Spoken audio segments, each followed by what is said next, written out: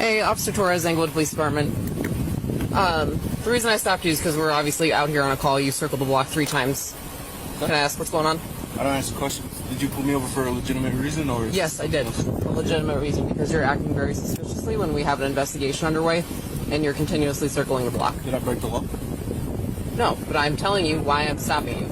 You can't stop me unless I'm committing a crime. No, that's not true. It's not. I'm not going to have any idea or anything, so if you want to take me to jail, go ahead, and I'll press charges against you, and I will see you. Just simply like that. I'm not appreciating the stop. You can bid on camera, and my car also has a dash camera that you pull me over for no reason. I gave you a reason. Suspicion is not a crime.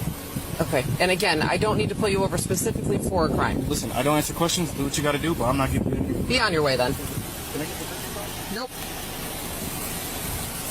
The person that was in the subject that was in the video, he did a very good job of being calm and stating his rights. The police officer stopped him. Police officer, she said the reason why she stopped because he looked suspicious, like that something was wrong. I think he circled the block a few times. So, that was kind of questionable. But the way he handled himself was very good. You don't have to assist an officer in the investigation. He just remained calm. He said, "You know what? I'm not gonna answer any questions." Was very polite about it. Didn't get belligerent at it at all. And after a while, she let him go. That's just a prime example of how you need to handle a stop. You don't have to get nasty. You don't have to get ugly. You can comply, but also you can state your rights, saying that, "Hey, I refuse to answer any questions." He didn't do anything wrong. He didn't decide to go ahead and curse the officer out. There wasn't a verbal anything like that. And I think that he handled it very, very well. I'll hand it over to you, Joe. Yeah, I definitely agree. And audience supporters, if you don't learn anything else from this video, learn how he handled the police.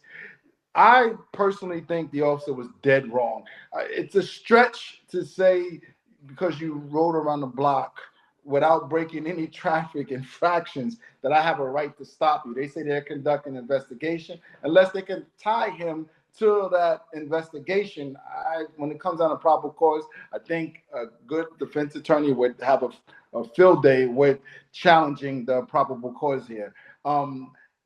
Look how he handled it, and that was perfect. And the way he handled it, way he handled himself, I think the officer felt like, okay, this can go really left if I pursue. And that's why I think she did the right thing by cutting it off, because he stood his ground. He made sure that she understood that, yeah, I know you're wrong. I will comply and do what you want, but there will be some repercussions. He said it verbatim, like, I will handle this later on. Side of the road, he knows she has the win, but him letting her know, like, yes, I will comply, but you will catch it at the end of the day. And I think that was smart on her end just to let him go, because in my eyes, that she was definitely wrong. OG?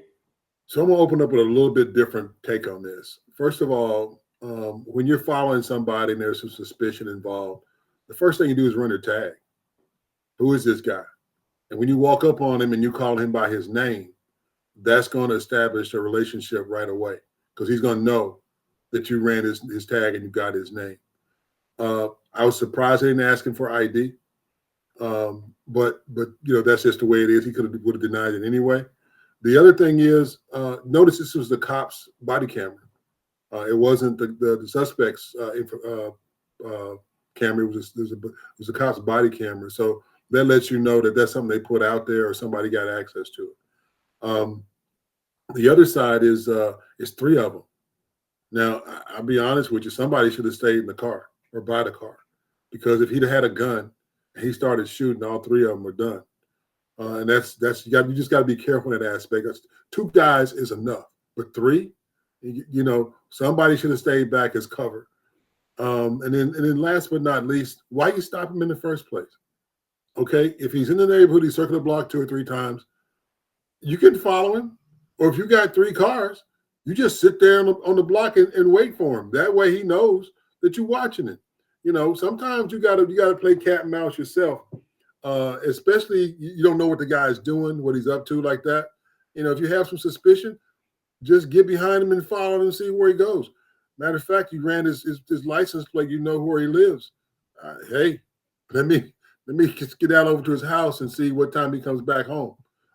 Little things that you can do to let folks know that you're watching them without saying anything, and without alerting them that you're watching them, but letting them know, okay, I saw you over here. I got your address. We'll run by your house and see what's going on there.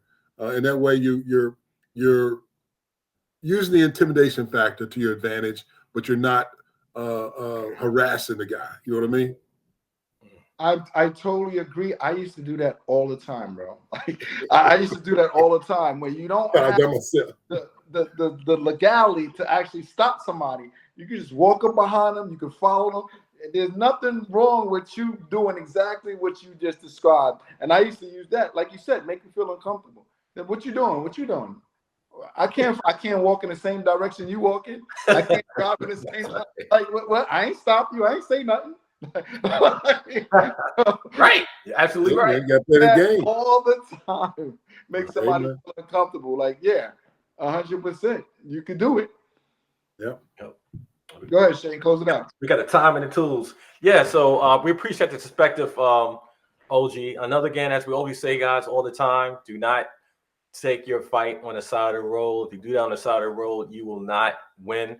Take your fight to the courthouse. A lot of people are what you call, as the young people say, collecting a bag at the courthouse by doing it the right way. So never take your fight on the side of the road. Take it to court and be safe out there. We love you, family. Peace. All right now.